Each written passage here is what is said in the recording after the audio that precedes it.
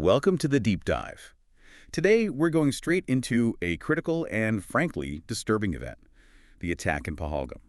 This happened on April 22nd, 2025, in the Bizaran Valley area of Jammu and Kashmir. Yeah, and we've got a pretty detailed analysis here that we'll be drawing from. It looks at the motives, how it played out, the immediate aftermath, and, the longer-term ripples this is causing. Exactly. So our aim here is really to get past those initial news flashes and properly understand what this event means. We want to give you a really solid grasp of what happened and, maybe more importantly, why it matters. Right.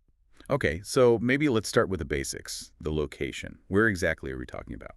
So this took place in the Bizaran Valley. Now that's about, 7 kilometers or so from the main town of Pahalgam itself. It's a spot people know. Tourists go there for the meadows, the forests. It's quite scenic. Beautiful, but also somewhat remote, I gather. That's a key point, yeah. It's relatively isolated. You mostly get there on foot or maybe horseback. Not a place with, major infrastructure right there. Which likely impacted security, I imagine. Was it heavily secured? Well, the information suggests not heavily, no. That relative isolation, maybe combined with lighter security, that probably factored into why the attackers chose that specific spot. Right, gave them an advantage, perhaps? More time, exactly. More time to carry out the attack, maybe more time to slip away before, major reinforcements could arrive. It seems like a calculated choice. A chillingly strategic one. Okay, so the attack itself.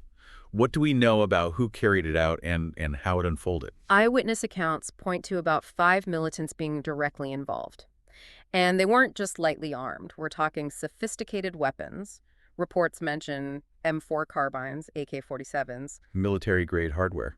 Pretty much. And they were apparently wearing military-style uniforms, which would add to the confusion and fear, of course. It seems to have started with gunfire, just opening fire, which, as you can imagine, caused immediate panic. Utter chaos. But it wasn't just indiscriminate firing, was it? There were some really, really grim details about how victims were singled out. That's correct, and this is particularly disturbing. Survivors reported that the attackers were actually asking people for their names, and even asking about their religion. Asking their religion? Yes, and there are these harrowing accounts. They were checking male victims, physically checking for circumcision before shooting them, often at close range. It's brutal. That points to a very specific, horrific kind of targeting. Absolutely. And there are these specific examples. One Hindu man apparently recited the Kalma, the Islamic Declaration of Faith, and they spared him. He was spared for reciting it. Yes. But then a Christian man who couldn't recite it was killed. It starkly highlights this clear religious bias driving the attackers. It's almost unbelievable. And wasn't there something about photographs as well? Yeah, adding another layer of just grimness. Reports suggest the attackers took photos, posing with the victims' bodies. It strongly suggests a propaganda motive, right? Using these images to spread fear, to promote their cause, whatever that might be. Pure barbarity. Absolutely sickening. Let's talk about the human cost. The casualties? The final count was 26 people killed. And the victims, they were from all over. 24 were tourists coming from states across India. Arunachal Pradesh, Karnataka, Kerala, Maharashtra, Odisha, Gujarat, Haryana, Tamil Nadu, Uttar Pradesh, West Bengal. Just a huge geographic spread. That diversity itself feels significant, doesn't it? Like hitting at the idea of India itself. It does seem that way. Also killed were one local resident and, tragically, a foreign tourist, someone from Nepal. And I understand it wasn't only tourists caught in this, there were officials too. That's right. 3 Indian government officials were among the dead. An Indian Air Force officer, one from the Indian Navy, and someone from the Intelligence Bureau. Wow. Okay, that adds another dimension. It does. And besides the deaths, over 20 people were injured. We also have to mention the local pony handler, Syed Adil Hussain Shah. He was killed trying to intervene, trying to help. An act of bravery that cost him his life. Just tragic. So, the targeting.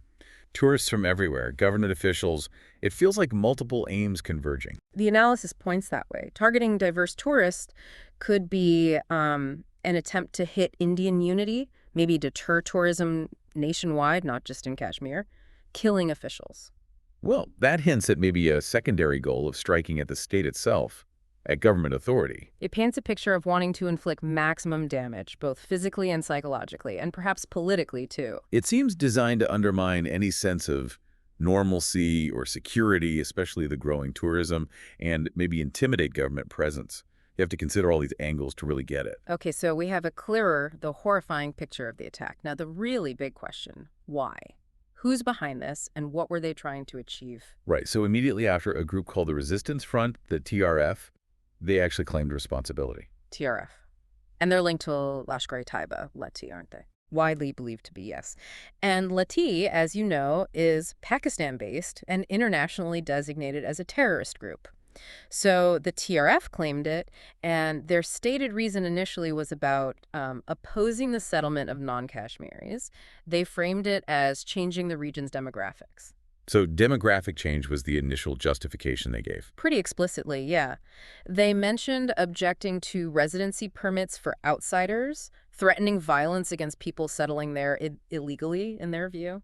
But then things got complicated, didn't they? They did, because later, the TRF actually retracted that claim. They put it down to a communications breach, which sounds a bit vague. A communications breach, that sounds convenient. Right, and they went even further, starting to accuse Indian intelligence agencies of being involved, trying to muddy the water. Okay, that's a major twist. A claim, then a retraction, then blaming the other side. It really throws a wrench into figuring out who was truly responsible and what their game plan was. Absolutely. Does it mean internal splits, external pressure? A deliberate ploy to cause confusion? It's hard to say for sure.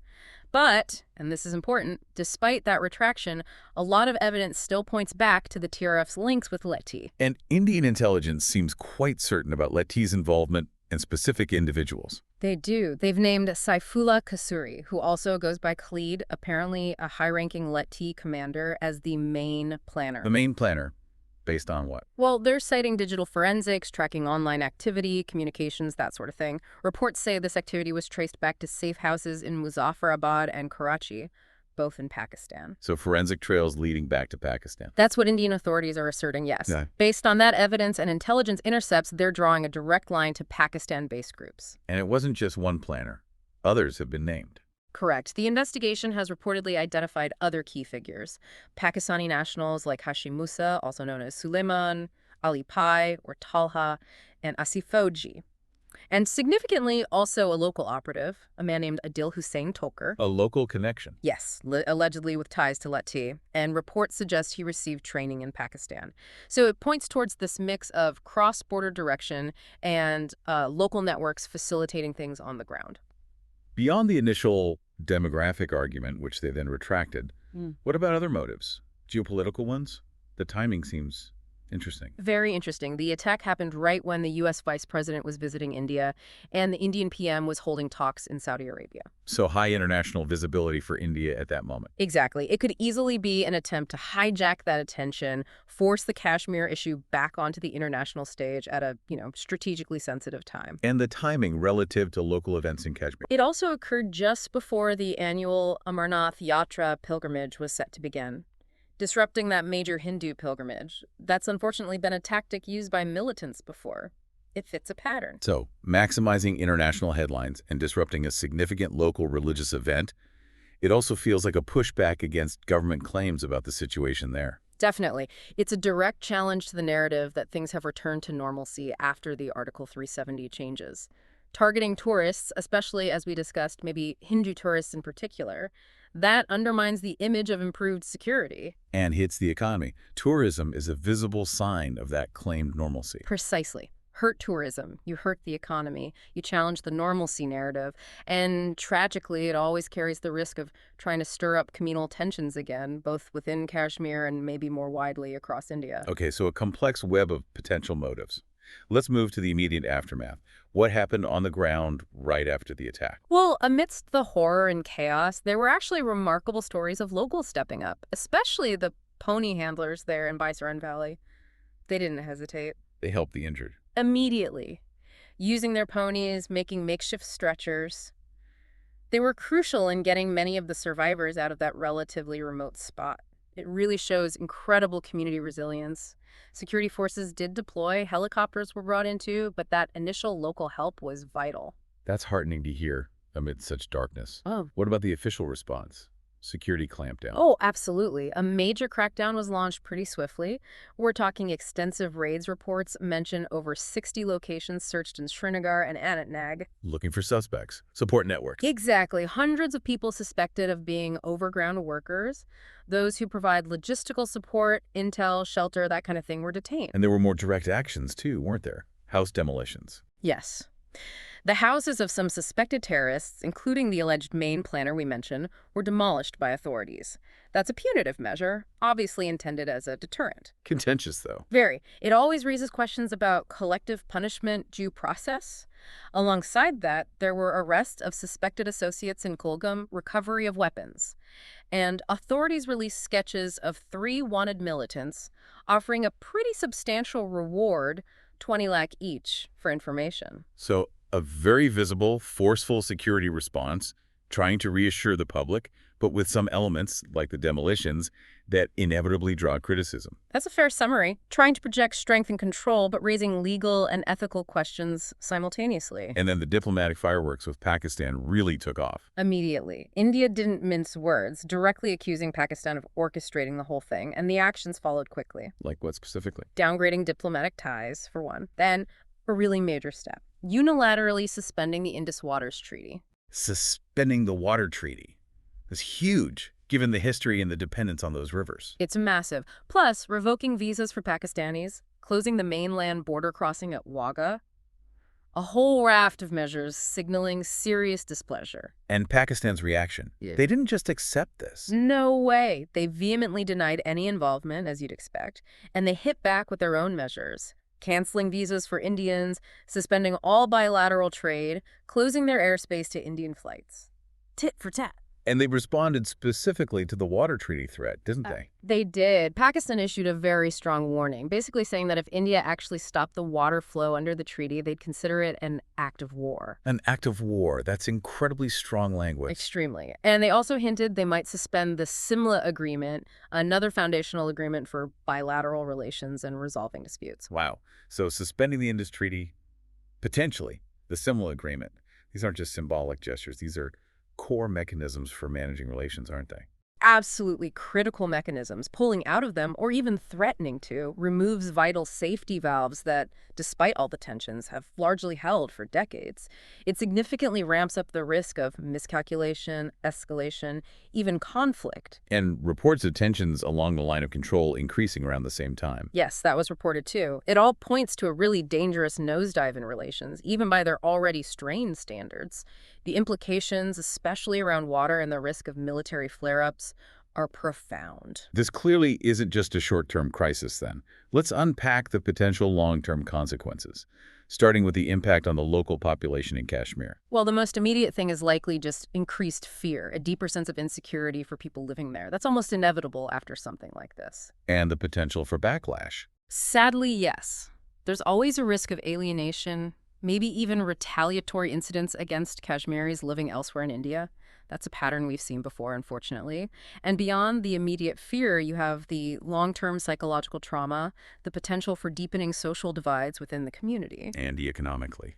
We touched on tourism. Devastating, particularly for tourism, which is so crucial for many livelihoods there. We heard about mass cancellations. One figure mentioned was around 1.3 million bookings potentially affected. 1.3 million? That's enormous. It's a huge number. Places like Pahalgam, normally bustling, became deserted almost overnight.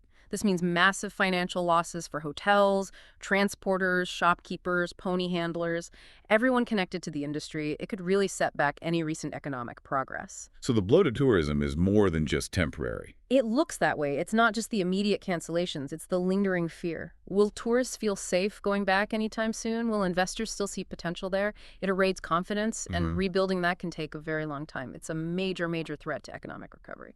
And zooming out again to the India-Pakistan dynamic and regional security, it sounds like this has pushed things closer to a dangerous edge. It really has significantly worsened what was already a very tense relationship. Suspending the Indus Waters Treaty, threatening the Simla Agreement, these actions remove predictable frameworks. They increase uncertainty. Making miscalculation more likely. Exactly.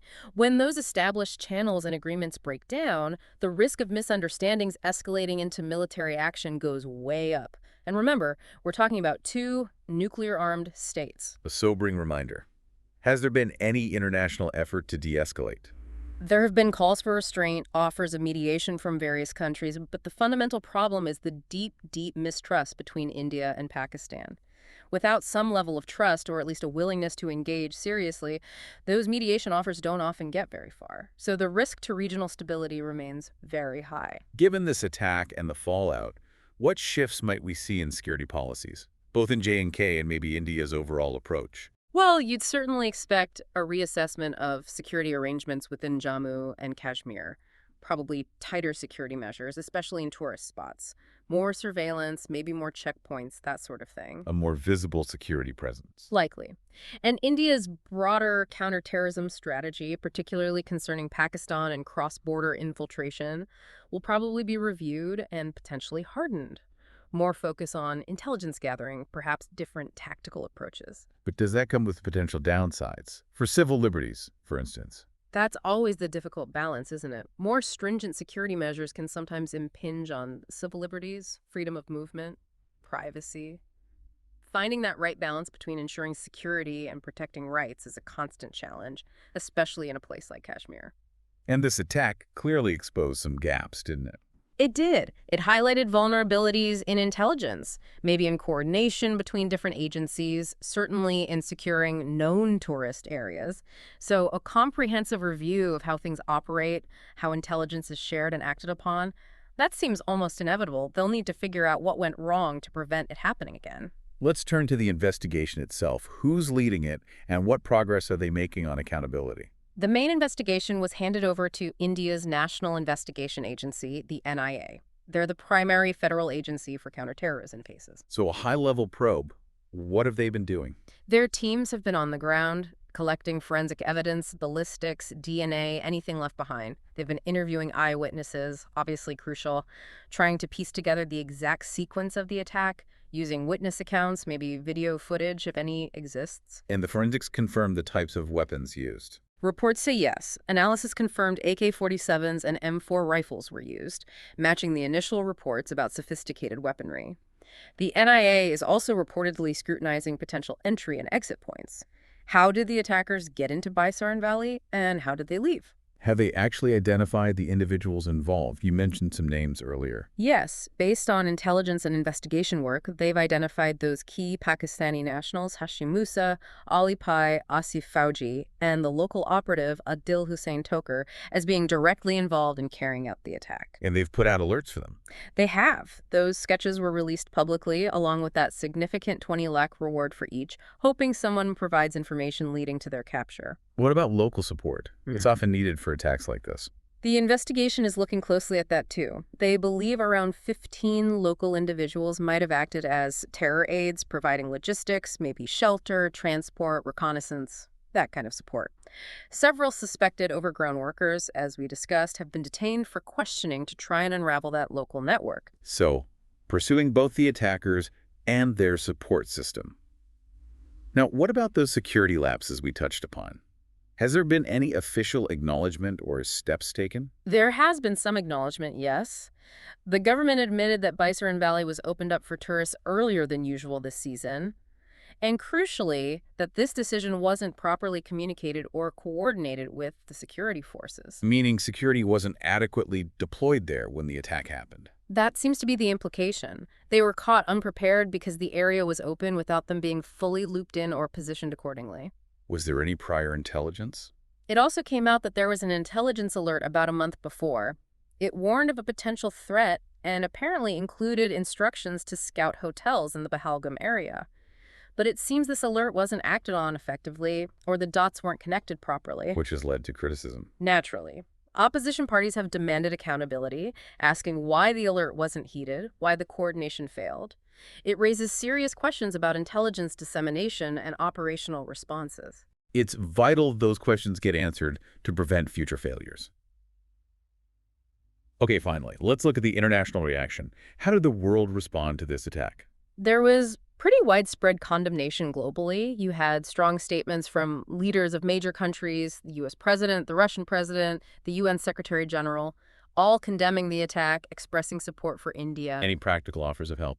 The FBI, for instance, offered assistance with the investigation. And interestingly, the U.S. House Foreign Affairs Committee made a point of correcting a New York Times report. Oh, so. The Times had initially described the attackers as militants, and the committee pushed back, saying, no, this was terrorism, a significant distinction in terminology and framing. Neighboring countries also chimed in with condemnations and solidarity. So, a fairly unified international voice denouncing the violence.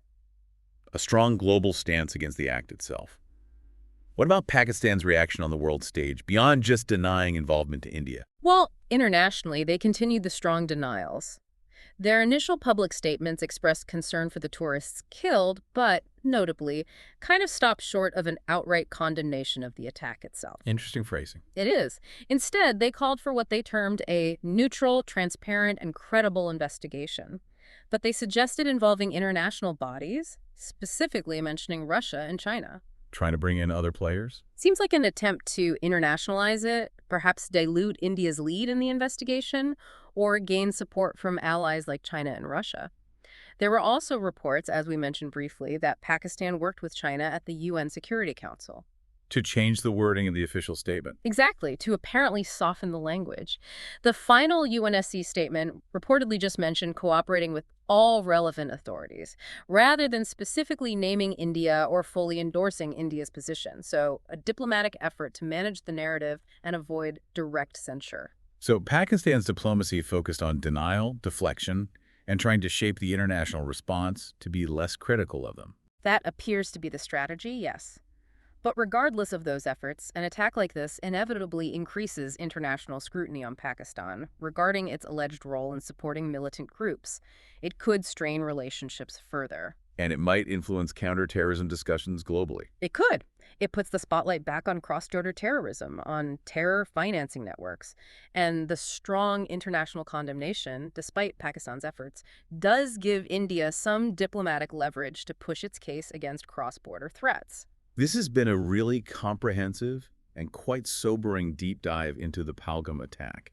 It's clear this wasn't just another incident, but something with really profound implications. Absolutely. I think the key things for you, the listener, to take away are just how brutal this attack was, the complex, likely religiously tinged motives behind it, and the strong evidence trail pointing towards Pakistan-based groups, despite the confusing retraction. And the aftermath, showing both incredible local bravery, but also this really alarming spike in India-Pakistan tensions, pushing regional stability into a more dangerous place. Precisely. The human cost, the economic damage, the diplomatic fallout, it's all interconnected and deeply worrying. Which brings us to our final thought for you to consider.